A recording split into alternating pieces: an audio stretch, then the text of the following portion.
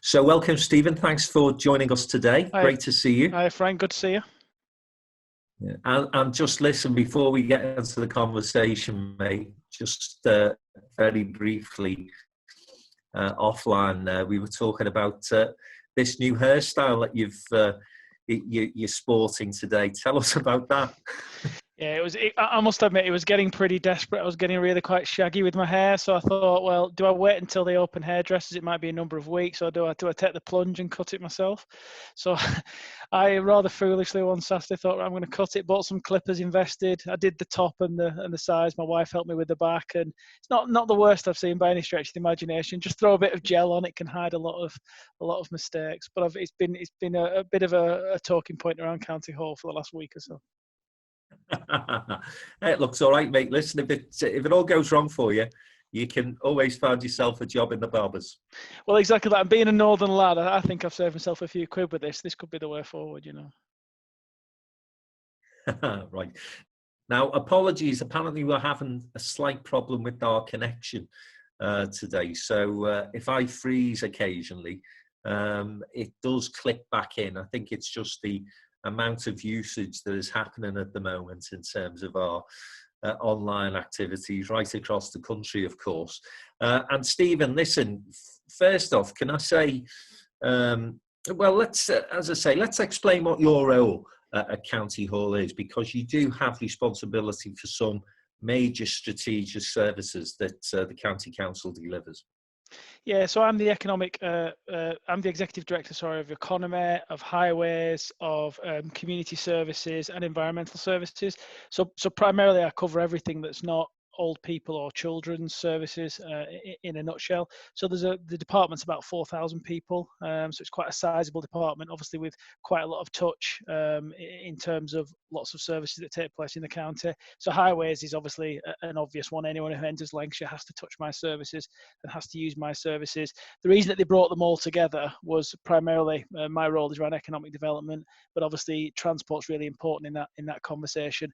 So a decision was made a couple of years ago to merge a number of roles, and they put it out to market, and I was a successful candidate. So it is quite a strategic, wide-reaching post. Yeah, absolutely, Stephen. And of course, all of those things are going to be key as we come out of this crisis that we found ourselves. But before I turn to that, and I'm sure people listening in today are more interested in how we get out and how we recover than where we've been. Can I just say I was hugely impressed with Lancashire's initial response to the lockdown, because I felt that you were out of the traps quickly. You had a platform up and running that was really signposting businesses to the help and support that was out there. And then you've kept people constantly informed and updated as things have changed. And that, you know, you and your team deserve great credit for that, because I know it's no easy thing.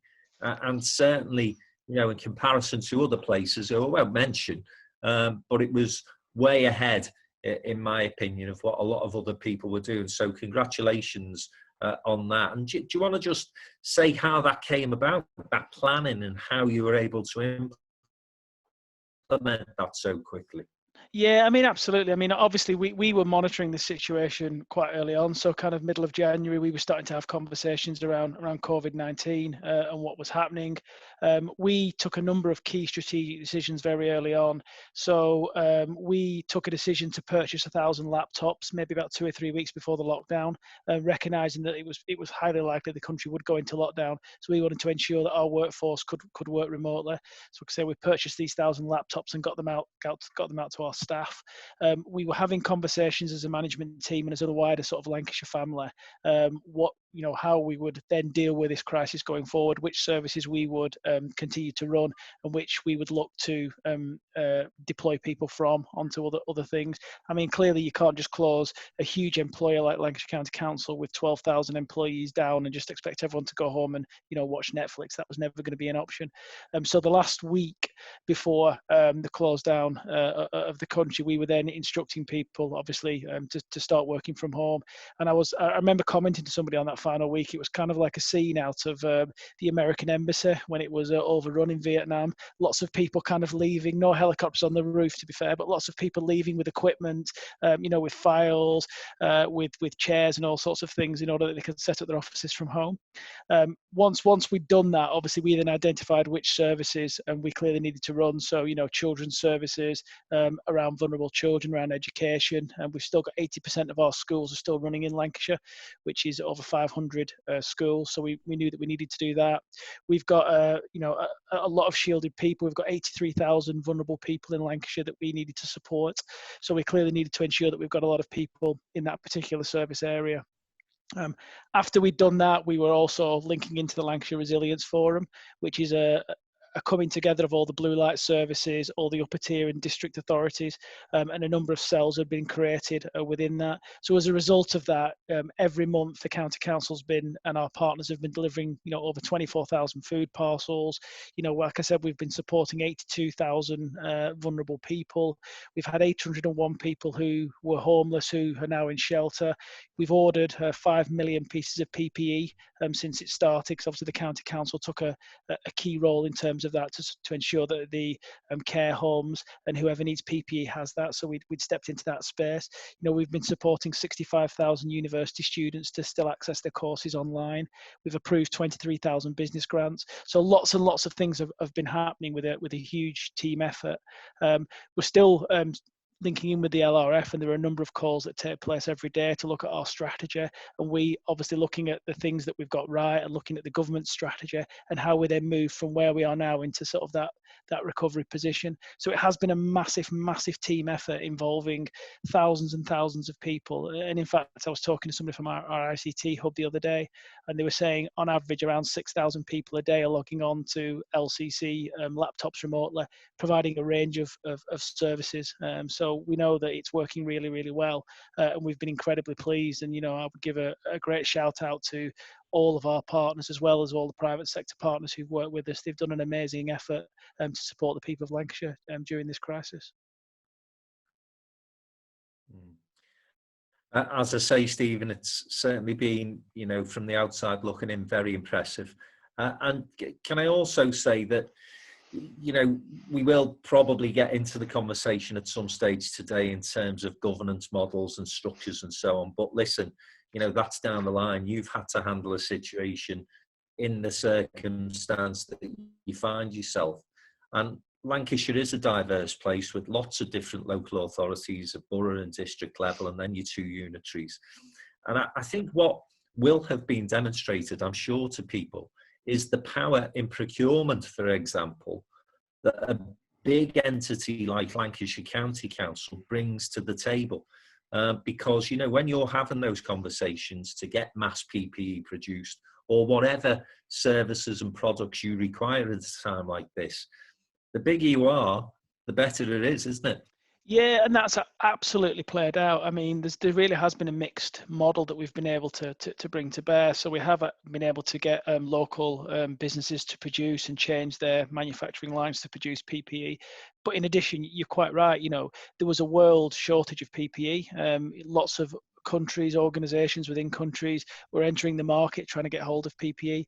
Because LCC is such a huge organisation, with a turnover in excess of £1 billion, we were able to access that market and get PPE. So we've imported PPE from around the world and had it, flown directly into Manchester and then delivered into Lancashire, and we're still keeping those supply chains open because we absolutely recognise that it is a very crowded market at the moment. And unless you've got deep pockets and you're able to access funds quickly, it's very, very difficult to attract that PPE.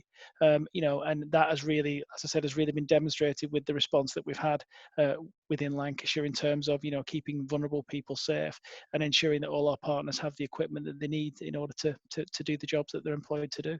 So you're absolutely right. Without that ability to be a big player in that market, it would have been a very, very difficult time over the last few months. Yeah, spot on. And Stephen, if I may turn your attention to your business community in Lancashire. So as I say, listen, on a local authority landscape, it's complex and complicated. From a business perspective, because of the size of the place, you have everything ranging, of course, from aerospace, manufacturing, right through to agriculture and everything in between. So, supporting through any infrastructure that size and scale of diverse business must have been a challenge. What are you seeing at the moment, or what are you hearing at the moment in terms of how each of those sectors are performing? Any that are sort of looking ways come out of crises? Yeah, I mean, you're right. The Lancashire economy is incredibly mixed. It's incredibly diverse. It is incredibly complicated. There are a number of sectors that we know are going to really struggle during the year. So tourism, obviously, that's a big thing for Lancashire. And the ability for the tourism sector to operate over the remainder of this year is obviously going to be an incredible challenge. So we know that people like that are finding it incredibly difficult.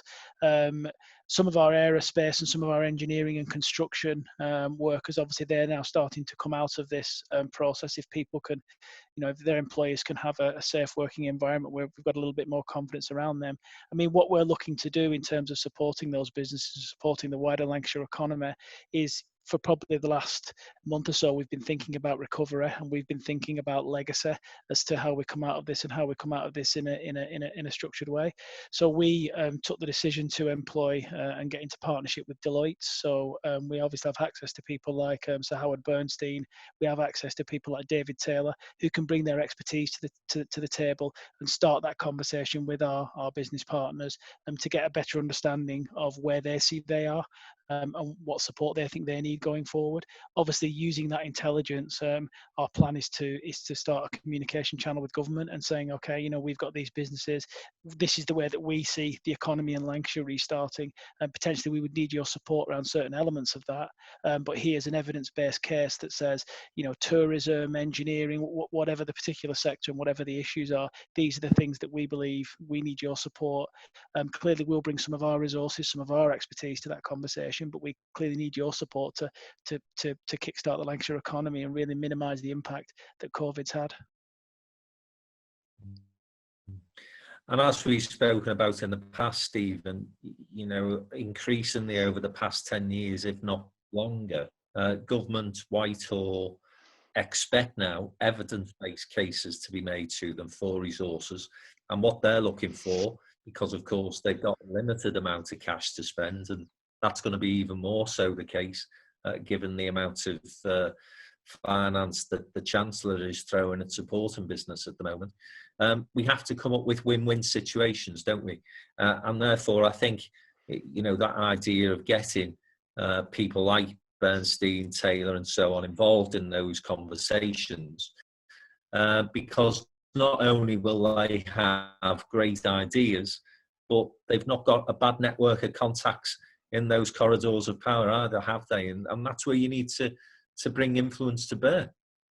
And absolutely do. You want to have an evidence-based conversation. You want to be, using people to have that conversation on your behalf, because advocates, I find, always work better in these positions. You want people with credibility and an incredible track record. And I would argue, the people that we've got advising us, who are working on our advisory panel, are of that caliber.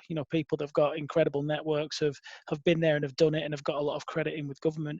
But you're absolutely right. This is all about an evidence-based conversation. It's about added value. Gone are the days, if ever they existed, that the government just come with blank checks and say, here you are. They just don't do that. They want evidence from you that what you're going to do is going to really hit the spot. It's going to drive the economy. It's going to drive the recovery.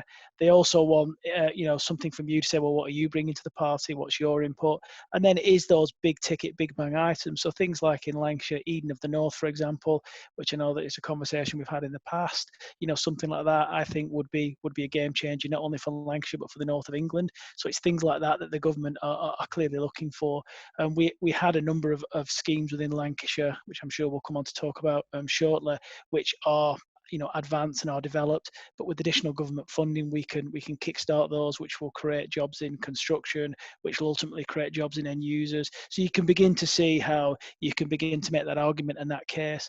I mean, I suppose the big challenge and the real challenge going forward is, what the economy is going to look like post COVID-19. So if you look at places like Manchester and Liverpool, which have done amazing things over the last 15, 20, 25 years, I mean, a lot of their economy within the city centre is based around Grade A office, which is brilliant. brilliant. We have aspirations to bring grade A to Preston, but obviously given where we are with social distancing, and if I could use the word, the experiment of people working from home going forward, will that demand for grade A office still be there? So you just need to nuance some of the arguments and not necessarily trot out the things that perhaps would have worked 10 or 15 years ago. And we're acutely aware of that in Lancashire, and obviously with working with Howard and with David and with others, we're able to hopefully nuance our conversation with government so they can really see that we've thought this through, not only in the context of economic uplift for Lancashire and greater value for government, but also in terms of a post-COVID-19 world, whatever that looks like. So it is quite complicated and nuanced. And the other thing that you did mention in terms of part of your role, and there's an array of responsibilities that you have, but it's transport. And, in a place like Lancashire, which can be urban in parts, but rural mostly, I would say, that's going to be challenging itself, isn't it? Thinking about how you're going to be able to transport people around the county as we move out of this economic, hopefully, this economic crisis that we're in at this moment in time. And, when I'm involved in conversations in Liverpool and Manchester, they're talking about cycle lanes, and they're talking about, alternative modes of transport that are fine for city centre. But when you're dealing with that sort of rural landscape as you are, a little bit more difficult. And so, what conversations are taking place with people like bus operators and the railways and that sort of thing? So, I mean, you're absolutely right. And it's interesting, I was having the conversation with the Director of Highways this morning, that very conversation, some of those conversations around cycleways and sustainable modes of transport and, Boris bikes or whatever are really good, and they work really well in large cities, and perhaps would work in places like Preston and Lancaster maybe. But certainly when, you're getting out to places like Barrowford and Barnoldswick and some of the far-flung corners of Lancashire, particularly if you were ending up, working in places like Preston, to cycle from there to here would be a challenge for, I think, most of us really. So, absolutely we are having conversations with providers. It's been a priority in Lancashire and remains a priority, and we've had some decent success in terms of improving some of the rail and road networks. We will continue to push those, but clearly those aren't short-term solutions. So absolutely there are conversations with increasing the amount of transportation that we've got on the road around public transport. The County Council is always really good in terms of supporting financially bus services or additional bus services to complement those that are provided by the private sector, where perhaps it isn't as economically viable to do, because we recognise that connectivity and transport is really important. So we're looking at a whole range of options. You may well see within Lancashire, and I suspect you probably will, pop-up cycle lanes for a temporary period of time coming up. You may well see additional bus services to support people moving from some of our more rural areas, so that we can try and promote social distancing. The County Council also has options around our own bus fleet. So we own a huge privately owned bus fleet, minibuses that we use, have key pinch points during the day, and there might be the potential for us to look at doing some things around that. There's also the huge logistic challenge, not only around members of the public, we've also got the huge logistic challenges around school children. Historically, on a double-decker bus, you'd get 70 kids, but now with social distancing, you might get 20. On our minibuses, we perhaps can only support 2 or 3. So again, to support all of those, we're trying to offer people different modes of transport. So we're trying to offer people free bus passes. We're trying to extend when people can use bus passes, so they can use them earlier in the morning, so they can use that as an option to try and get to work. So there's a range of different things that we're trying to do. We're looking at things like supplying PPE for people potentially, so that they can wear masks if they have to use public transport. So there are a range of options, but I would argue that's probably one of the most challenging things that we're going to face coming forward, because there is a finite amount of money, there's a finite amount of vehicles that people can use, and if people do end up coming back into a central workplace, or more people do, then that's going to be a real challenge on that system. Personally, my view would be, and I know it's a view that the County Council's taking with its own workforce, is to try and limit the number of days that people actually do attend the office when the lockdown's lifted, to maybe people are coming in once a week. So you're really beginning to reduce that demand on people having to make transport links into County Hall or some of our other venues. Obviously, things like Zoom and Skype have been incredibly helpful to try and support people working remotely. And obviously we're trying to put quite a package behind that to ensure that people, particularly if they live alone, have got social contact and they still feel part of a team. So it's a whole kind of basket of things that we're trying to do to support that particular challenge. And of course, we are all, I think, ultra safety conscious at the moment as we try to protect people from the virus, particularly the most vulnerable. But as you've indicated, Stephen, one of the big industry sectors in Lancashire, in the UK, but very important in Lancashire, is food and drink hospitality. And of course, what those guys need is footfall. Yeah. So, for you and I to be talking about more home working, less grade A office space needed to be applied in city centres, all those sort of things may just sound like common sense at the moment to you and I. But of course, you'll be having people watching this thinking, head in the hands time, because they need people to be getting back to normal as quickly as possible. And again, listen, I know that Marketing Lancashire, alongside the County Council, doing an enormous amount of work with the hospitality sector in the county. And of course, we're building up to this culture bid that we're in the midst of. What are the conversations like? What's the mood like within Lancashire's tourism and hospitality sector? I mean, it's obviously very, very challenging at the moment. I mean, we have provided quite a lot of advice and support to businesses, whether it be through business grants or, we've provided advice, practical advice through our Boost scheme. But in reality, you're absolutely right. Advice and one-off grants is never going to take the place of lots of people coming visiting a location, or lots of people coming out for meals, or going to pubs, or, operating in that leisure space. We are absolutely engaged with Marketing Lancashire. We want to do quite a detailed marketing campaign, and we've also got to be mindful all the time, of course, of government advice around social distancing. So it really is difficult to resolve that in the short term. I think on a longer term pitch, we're absolutely crystal clear that our bid for a County of Culture in 2025 remains absolutely a top priority for us. And whilst we might have to accept that we're going to struggle this year, and tourism is going to definitely be down, food and drink is going to be down, that sort of leisure industry is going to really struggle. We want to try and give a real opportunity, certainly within 2025, but more short term, to have a really strong marketing campaign to get people to visit Lancashire, and re-engage with Lancashire post COVID-19, and really try and have a bumper 2021. If 2020 ends up being a bit of a wipeout, we're still here to try and support those sectors. Any grants that government make available, we're absolutely bidding in order to try and support them, and we're obviously offering any practical support that we can. But it would be wrong of me to say that there is a magic silver bullet that we can just fire and the problems will be resolved. Now, Stephen, when we last met in person at the holiday, and we had a fabulous roundtable dinner, great discussion. The room was filled with positivity. People walked out of that event, I think, 9 foot tall, because of the ambition, the aspiration, and the real potential that you'd laid out that evening. Because Lancashire is on the cusp of delivering so much. And I think our biggest concern that night, if I'm right in my recollection, was whether the property festival Mippen would go ahead or not. I think that's where our heads were that night, and I think we both come to the conclusion it probably wouldn't. Yeah. But the relevance of Mippen in terms of that conversation and the one we're having today is that was where we were going to showcase an awful lot of Lancashire's potential investments, regeneration projects that were online to go ahead, and so they haven't gone away.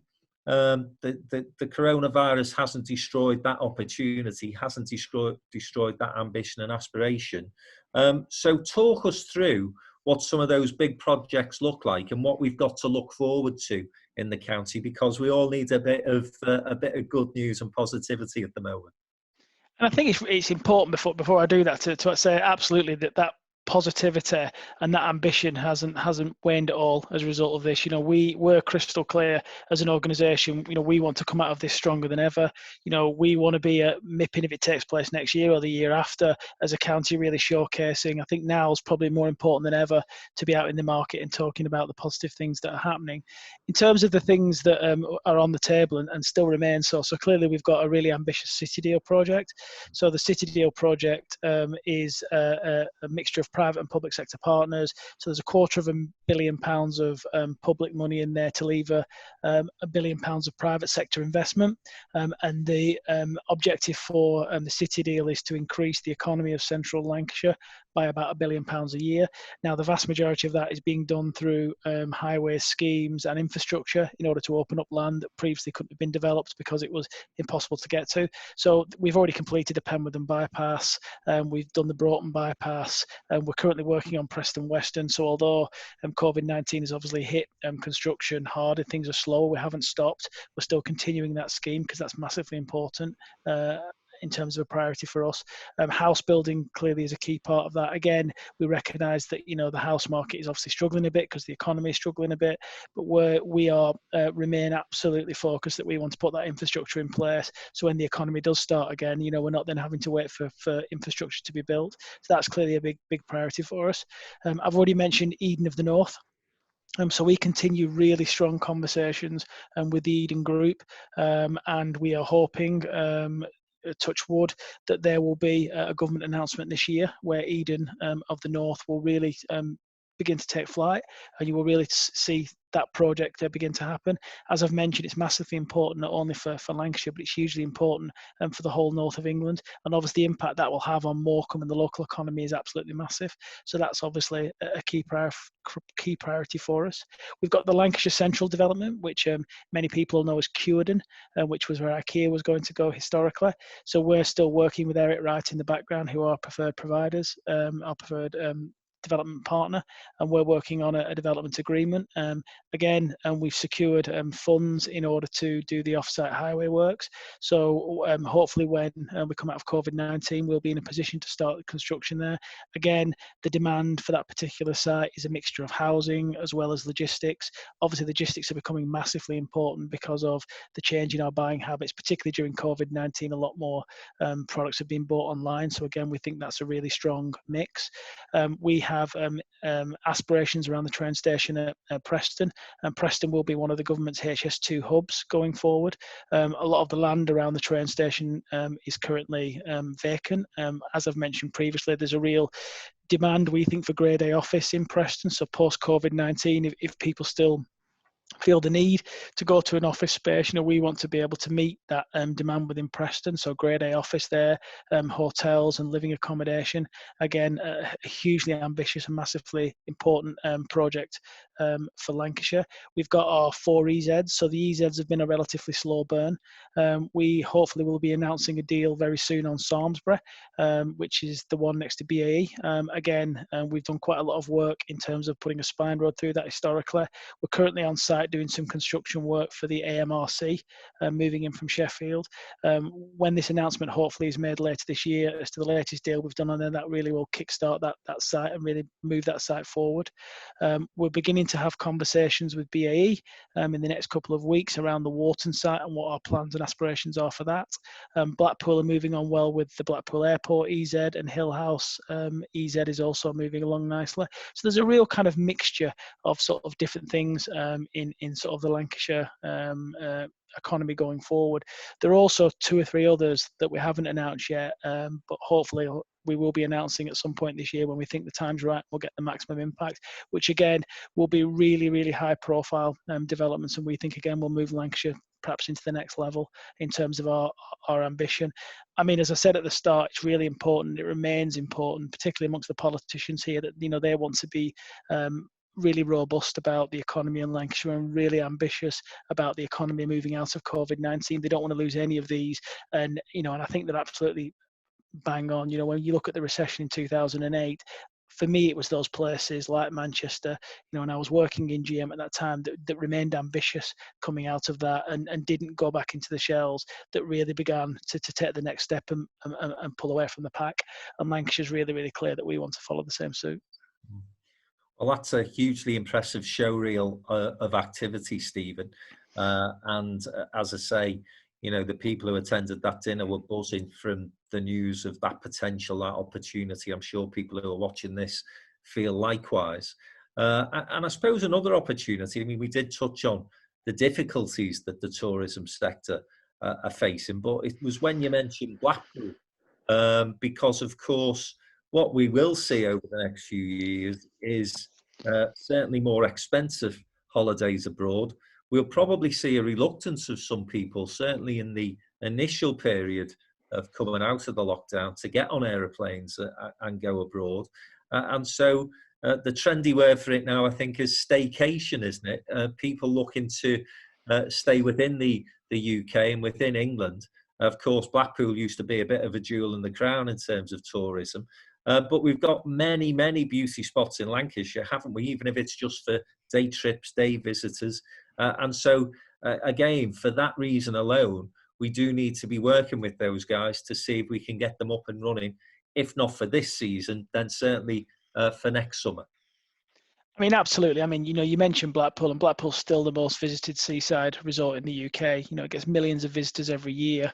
And that's obviously when people have options of potentially travelling overseas. You're right, because of staycations, I think those numbers are gonna go up exponentially. And obviously, it's important that we're able to support our colleagues in Blackpool with that. As you've mentioned, there's other parts of Lancashire that are absolutely beautiful. Places like Lancaster, the Queen's Castle in the north, always worth a day visit. The Ribble Valley, a really beautiful part. We've got 137 miles of coastline. So we've got a lot of things to offer to people who want to come for day trips or want to stop for a weekend or a week. And we absolutely want to maximise that. So we are working with Marketing Lancashire, looking at potential campaigns that we can begin to drive.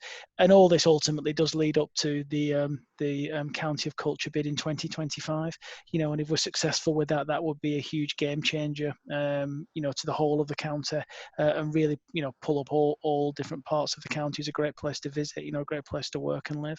We think one thing that we are able, and I wouldn't say this maybe in the presence of Joanne Rooney, but it's absolutely true that one thing that we've got that Manchester just can't offer, we think, is the quality of life and the beauty of some of our landscapes, and we absolutely want to try and maximise those and push those as hard as we can. And of course, the other big plus in Lancashire, the other great asset that we have, is our universities. And again, I'm aware that in Preston, you are embarked on a big investment scheme there, a number of projects that they're behind. And then we have the university in Lancaster, some great educational institutions. And again, going forward, research and development going to be crucially important, isn't it? So nice for us to be able to compete in that space as well.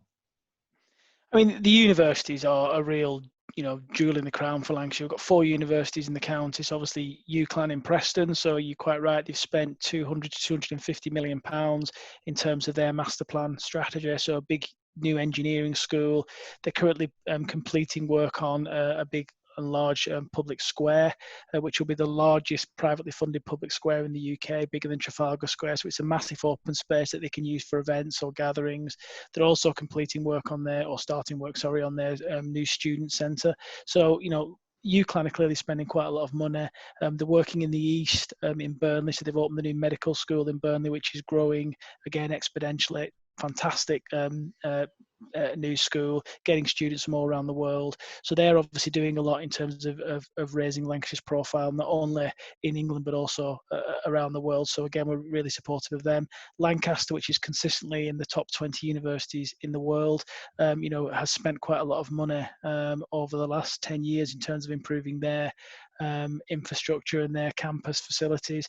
We're currently working with Homes England and the City of Lancaster, looking at building a garden village right next door to the university, which again will drive a lot more footfall and potentially support the university further with their expansion plans.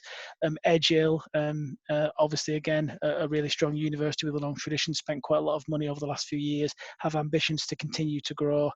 Again, a fine university that specialises in things like teaching, which has been again a really strong institution. And then the University of Cumbria, which despite the name is actually in Lancashire, again have spent quite a lot of money. So you're right, those four institutions collectively will bring over 100,000 students to Lancashire every year, studying degrees, postgrad degrees, doctorates, whatever. And obviously it's really important for us, and it's a key part of our plans and thinking going forward, that we want to capture as many of those people once they've completed the studies to stop in Lancashire. So we're always looking at incubation space.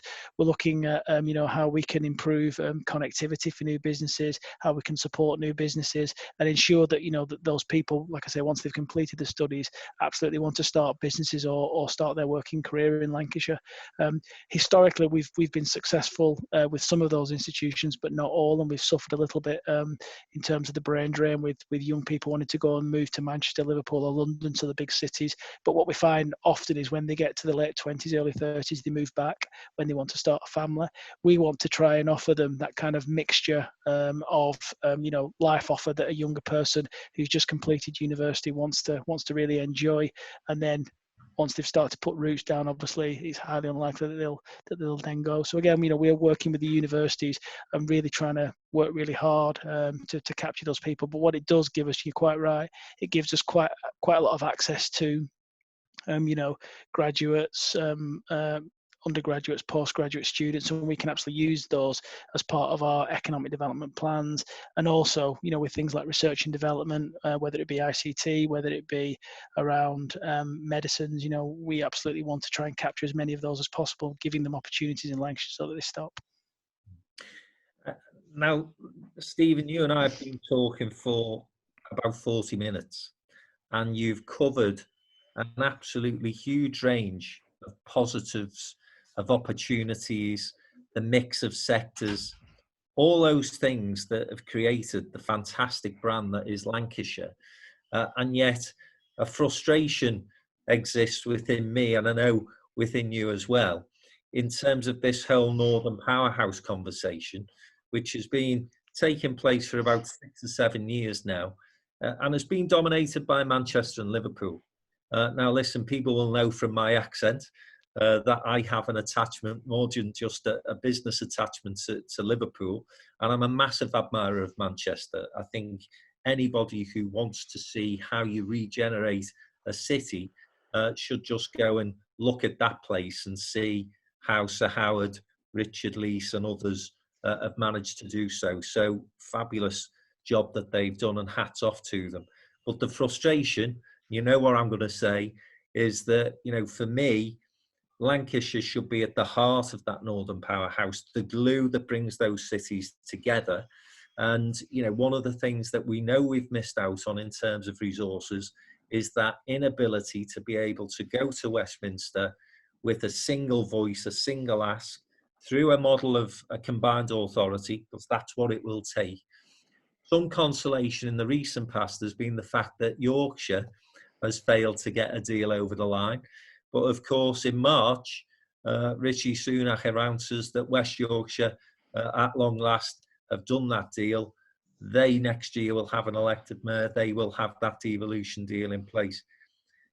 As I say, Stephen, I know you share that frustration. We've got to get there somehow, haven't we? We've got to get onto the platform where we can be sat around that table to be getting those additional resources into the county that a combined authority could bring us. I mean, absolutely we do. The end game has got to be a combined authority. It's got to be an elected mayor, because let's be honest, that's the only conversation the government wants. I understand historically, I understand the reasons why there's been certain people in Lancashire that weren't so keen for that.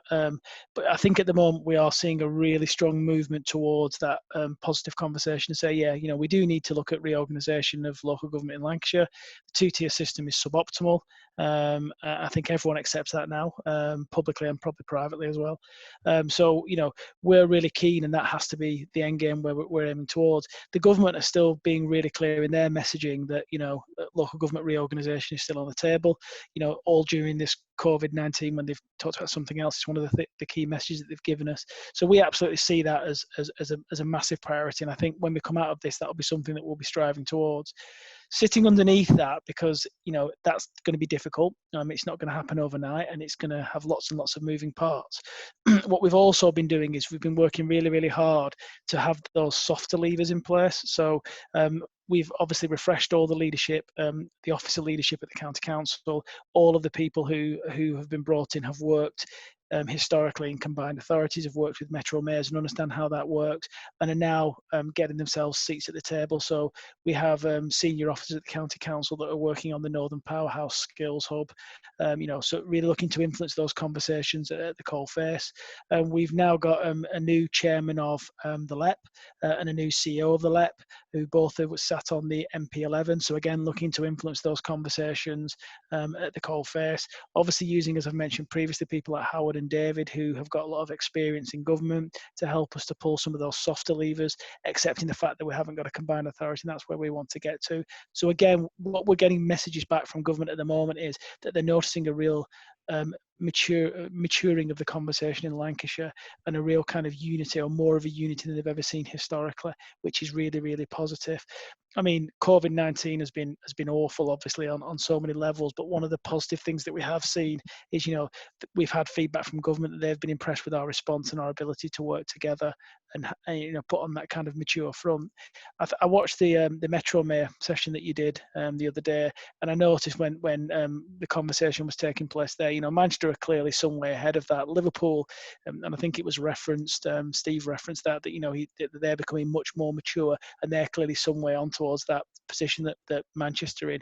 We now have got a really strong commitment to get on that same trail, recognising that we're going to be further behind Liverpool and somewhere behind Manchester, but we recognise that we've got to start that now. And when you look at Manchester particularly, and Liverpool, you're never going to get to that. And I say that time and time again to politicians and senior officers in Lancashire. If you want to go down that same route, if you want to achieve that level of investment in Lancashire, you've got to somehow get to the point where you can display that same level of maturity. Can I just encourage people? I know Helen's dropped a note in there for the people who are with us this afternoon. If you do wish to put a question to Stephen, don't be shy. Type it in. Please don't text me or email me, which people have been doing, because it does look a bit daft when I'm having to look at my phone to ask the speaker a question. So if you could just pop it into the webinar chat, I'd appreciate it. That does go for you, Nicola Gleave. Pop your question in there if you could. So Stephen, that frustration aside, I think a couple of examples you've given there, you worked in Greater Manchester, so that, what we see publicly isn't always what's going on behind the scenes. It's not as if every single political leader and business leader in Greater Manchester agrees on everything. And similarly, I always say to colleagues in the county is that if the Liverpool City region can come together because they can see that prize of the additional resource, then almost anywhere can, because the bum fights that we used to have in what was previously known as Merseyside, I think Joe Anderson has still got some of the scars on his back. So Lancashire's by no means in the worst place. And as you rightly say, Stephen, just to finish this particular segment of the conversation, the county is moving on and progressing in terms of that particular project, isn't it? It is, and we are putting lots of resources behind it. We are still looking at developing our Greater Lancashire Plan, which will be one of the key documents that talks about our ambition. Pulling together the advisory panel that I mentioned that we're using to advise us on our conversation with government. That's been a key part in our strategy going forward. Recognizing that that those are honest brokers and are able to sort of deal with a lot of the politics in a slightly separate way, because they're sitting outside of it and looking in, as opposed to being in it looking out, which obviously is much more difficult. Using levers like the LEP, which again obviously are honest brokers, they sit outside of the politics of Lancashire. So bit by bit, we think we're able to pull together a number of different ways to kind of push us into the right position. But the most compelling argument, which is very, very compelling, is just go to Manchester, just go to Liverpool and have a look at it. You can't argue with that. You cannot argue with that. And I think any politician who's worth the salt, who wants the best for their constituents and the people of Lancashire, I think would just be kidding themselves if they think that, that you can get that without having a combined authority, because you can't. And I also think they'd be kidding themselves if they think that we're doing the best for all the people in Lancashire by not having a combined authority, when you see what you're missing out on. Now, I may get into trouble for saying what I've just said, but I mean, I think, any sensible politicians, and certainly the ones that I talk to, would absolutely agree. Now, Nicola's reluctant to type her question in, but I can recall it from the email that she sent. So I'll try and get this right. And if I get it wrong, Nick, it's your own fault for not typing it in the chat room. So it's basically, I think what Nicola's point is that clearly at this moment in time, we're conscious of the economic challenges that we face, and things are in place to hopefully build that recovery. You've referenced the fact that you're talking to Deloitte, you're talking to some key individuals who could potentially help us get there. But then there is this underlying issue that we know has been a problem of mental health and well-being, and the challenges that people face. And of course, in Lancashire, like many other places, we have some pockets of deprivation where health statistics are frightening anyway. I just wonder, Stephen, whether you and your team have had any time yet to reflect on where we might be in 3-6 months' time, and if there aren't any plans in place yet to be able to start to address what we know is coming down the track in that respect.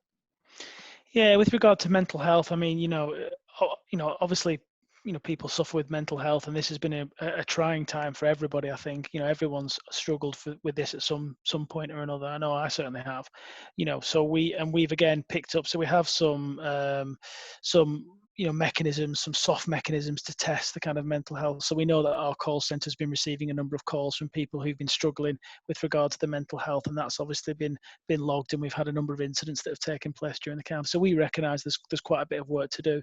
So one of our recovery cells going forward is going to be around, looking at our most deprived communities, how this can be an inclusive recovery as far as is possible economically, looking at younger people who may be in education settings, that if it's impacted them badly because their home life's a little bit unstable or a little bit difficult. Again, we're looking to try and understand that and put support in place. So one of the things that we've been talking about a strap line for how we're going to badge this recovery, this legacy work that we've been talking about. And one of the words that keeps being used quite a lot is inclusive. And we think it's really important that it is inclusive, and it brings everybody in Lancashire forward. We absolutely recognise some of those challenges around mental health, around other things like domestic violence. There's a lot of people that live quite challenging lives at the moment, and we want to try as far as it's possible to help those people and use this awful experience as an opportunity to try and, as a catalyst to try and help those a little bit moving forward. Okay, we've got Peter Commons, my old friend from Kia. Good to hear from Peter. And he says, "Hi Stephen, long time no speak. Listening to you, exciting times for Lancashire. The schemes you've outlined, are they fully funded? More importantly, how open-minded are the planners, and how demanding will any 606 requirements be, so they don't kill development?" And I suppose a good point actually, isn't it, Stephen? Because the value of these projects now, there's going to be additional risk for developers. So 106, again, I'm guessing is something that you're already having conversations about. Yeah, absolutely. I mean, there's two bits to that. And again, having done the last 10 years of my career working in GM, but working in Bolton, where there was always challenges around viability, I'm well versed in the council, standing behind developments, not necessarily writing, blank checks or completely de-risking developments, but understanding that, we're not trying to develop in central London or central Manchester or central Birmingham. And there is that question around viability. Certainly the developments I've mentioned, they are all funded to some extent. The county council, to some extent, is taking some of that risk away. We are looking for partners with all these developments, and we've found a number of them already who are prepared to take some risk if the county council takes the rest of the risk, in order to kickstart development. And again, it's the same story that I tell time and time again, that, if you look back at a place like Manchester, fantastic though it is now, if you'd have gone back there in 95, pre-bomb, it was much more of a challenging environment. And if I'd have said to you at that time, I want to spend tens of millions of pounds bringing a lot of luxury apartments, or I want to bring grade A office and I want to put it in what is now spinning fields, you would have laughed at me and said that you're a complete fool. But to some extent, and I've learned this from working in Bolton, if you can start the market and you can start generating and proving to people that there is a demand for grade A, there is a demand for housing, there is a demand for leisure, then that conversation of it's too risky, it's the wrong thing to do, soon disappears and dissipates when people think, well, actually it's not. The reason that nobody's done it is because nobody would take that risk. And if the county council, the public sector, are the first ones to take that risk, that can then stimulate the market. So in terms of, the 106 and that whole kind of economic risk bit, the county council has been very brave so far in terms of standing in that space. And like I said, we're not writing blank checks, and we're not just supporting every scheme, but where we think it's a sensible scheme and it will have the biggest impact, then we're prepared to stand in that space. In terms of the planners, obviously being a two-tier area, mineral planning sits with me, but then normal run-of-the-mill planning sits with the district councils. So all of those schemes I mentioned, we've been talking to the district councils early on in terms of our plans and ambitions and what we want to see happening. Thus far, and I haven't spoken to all the councils because we're not doing something in every area at the moment, none of them have been anything other than completely supportive and understanding the need to see these developments come forward and the impact that they were having. So you are to some extent pushing on a open door. Obviously, as I've said, we have got some development partners for some of those schemes, but we're always looking to bring new people on board, and we're always looking to expand our portfolio. At the latest count, we think we had 2.25 billion in the pipeline of funded developments coming forward, but clearly we want to see that figure growing. And I know the politicians here are equally as keen. Once you've announced and built, they want the next thing to come along the line. So Lancashire is uniquely placed with its connectivity, some of the strong ICT connections, particularly out on the Fylde coast. It's got the strongest internet connection, or the quickest internet connection between the UK and America. So there's a real opportunity to, for developments to piggyback on the back of some of the positive things that we already have. Okay. Thanks, Stephen. And this is a question from our very own head of events and sales. So with regards to the universities, the number of international students applying is likely to decrease due to COVID. This will have an impact on tuition fees, student accommodation, hospitality venues perhaps. So Helen Bamford is asking, any thoughts on that, Stephen? Are the universities coming together collectively and talking about some of those challenges that they will inevitably, I guess, be facing? Yeah, and to be fair, they've been having that conversation, and I think we've done well. We've done 53 minutes. I'm going to mention it for the first time since Brexit was kind of coming along. They've been having those conversations, what that means, what it's going to mean for students. Obviously, are looking at ways in which they can either attract more domestic students or they can find ways of dealing with Brexit and now COVID-19 challenges. I mean, one of the things that we have found that's been really successful during COVID-19, as I mentioned earlier on, is the number of students that we're able to support doing studies online and studying in a different way. So again, that's one potential option. All the universities, and I'm in regular contact with all of them, are talking about what COVID-19 means, not only in terms of the student numbers, but all the developments that I talked about previously. I mean, it's great when you're building these developments. You've got thousands of students coming, but if you're building the developments and students aren't coming, you've just got huge liabilities. So again, we're having a conversation as to how that can be managed and how they can come out of this stronger than ever. There are some clever ways I've seen already that I've talked to some of them about. So places like UCLan have campuses within the European Union, so they have a campus out in Europe. So there is the potential for students to study part of the degree on that, and come here, come into the UK further down the degree course, and it can be done in a different way. So there are a range of options, and there are some very clever people that understand that sector really, really well that are considering how best to move that forward. I think what I'm really clear about, and what Lancashire, all of Lancashire, the whole Lancashire family is clear about, our 4 universities are massively important. They bring so much to the counter, and we have to support them to ensure that we can get that throughput of students and that melting pot of different cultures and different nationalities into Lancashire. It's massively important to us. It's important to our economy, and it's important to our future. Thank you. Nicola has still insisted on texting me rather than putting this question into the chat. I obviously didn't get it right when I read it out before. And it's a long question, and I can't read it all out. But basically, I think what she's getting at, Stephen, I think you've touched on this a little in the answer you gave to the previous question, but you'll be aware of Steve and Andy's Build Back Better campaign, which is about that social inclusion agenda. And of course, we've got a very big and successful third sector in Lancashire, some great social enterprises. And again, I suppose we will be all more conscious, won't we, in future? Thank you. Coffee's delivered at home. You don't get that till you're in the normal events at downtown. So, bringing those community groups, those social enterprises together, more collaborative with the private sector moving forward so that we can deliver better social inclusivity is, I guess, the point that Nicola's trying to make. Yeah, no, absolutely. I mean, as I said, part of our recovery, or whatever you want to call it, plans has been this notion of legacy. And one of the big things that we've noticed on legacy is this great sense of community and virtual community and volunteering and all of those things, and we absolutely want to harness a lot of that. We also want to harness our business community in terms of looking at the industries that we currently provide in Lancashire. So, we've all been caught out a little bit with PPE, and where we've offshored a lot of our industries, how we can bring those back in, how some of the smaller industries can perhaps support around not necessarily PPE, but having more of those skills and infrastructure ability within the county or within the country. So we're absolutely in that space. I've seen the launch of the Build Back Better initiative in Manchester, and absolutely, we've already talked about doing not the same but something similar that talks about inclusivity, that's very Lancashire focused, that feels like Lancashire.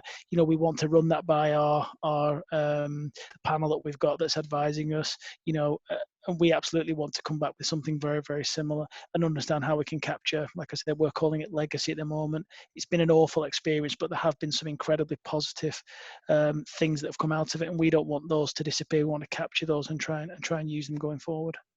Absolutely.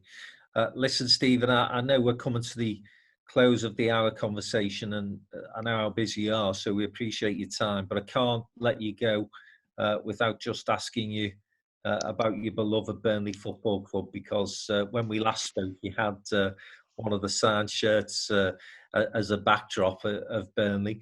And, on a serious note, again, sport is such an important part of the Lancashire economy. It's an industry in itself. We've got Premier League football team there. We've got a couple of championship clubs. And so, on a personal level, you're missing the footy? I'm missing the football massively, and it's interesting because I'm not actually in my office because I've had some ICT problems, and I've spent the entire interview with Tony Yeboah looking at me, a little Tony Yeboah there. So that's been quite difficult. But I mean, absolutely, I'm missing the football. I'm missing the sport. I mean, obviously we're entering the cricket season now. That's probably going to be a complete washout for them. Support is so important to the people of Lancashire. You obviously mentioned Burnley, but there are lots of football league clubs in Lancashire. They mean a lot to a lot of people. It's a great opportunity to bring communities together. They really are community hubs within Lancashire. Like I said, we've got rugby union, we've got cricket, we've got football. There's so many sports that take place at an amateur and professional level. I think they're really important historically, but I think they'll be even more important in terms of the healing from COVID-19. As communities start to come together. I certainly have been missing football on a Saturday, and I find myself increasingly watching old games, which is a bit sad, really. But you kind of do it to rekindle those memories and those experiences. So hopefully when this finishes, all the Lancashire clubs will thrive. I mean, clearly some of them, particularly some of those that are operating in the lower leagues and perhaps the non-leagues, are really struggling financially. And that's obviously a real challenge. Personally, my personal view, and I say this as a fan of Burnley, which is obviously a Premiership club, I think the Premier League should step in and provide support for those lower league clubs, because I think for football certainly in this country to work, you've got to have the pyramid. It's not just the Manchester Uniteds, the Evertons, the Liverpools, the Burnleys of this world. It really is the Accrington Stanleys, the Fleetwood Towns, people like that absolutely make the game what it is. So personally, my view, for what it's worth, is I think the bigger clubs should absolutely try and share some of the wealth, because clearly they're in a much better position to be sheltered as a result of what's gone on. But whether that falls on deaf ears, we'll have to wait and see. No, I totally agree, and I think you got people, it's big voices within the sport now, haven't you? Like Gary Neville saying that very message. We've got to try and support those lower league clubs. I'll tell you what, Stephen, I'm with you in terms of watching old games. But of course, as an Evertonian, that just brings me joy at one level, because I can reminisce to when we were top of the tree. But then, of course, you soon come back down to earth when you look at the current Premier League table. But that's another story. I think on the plus side, at least when you watch all games, at least you can pick and choose which one you watch. You know the result. It's going to be a good experience. That's right. I think there might have to be some rebalancing, though, before I do go back to the football, because I don't want to be going with any false expectations. So I may have to watch one or two derby games before I go with them forever. Listen, mate, it's been great to speak to you. And you.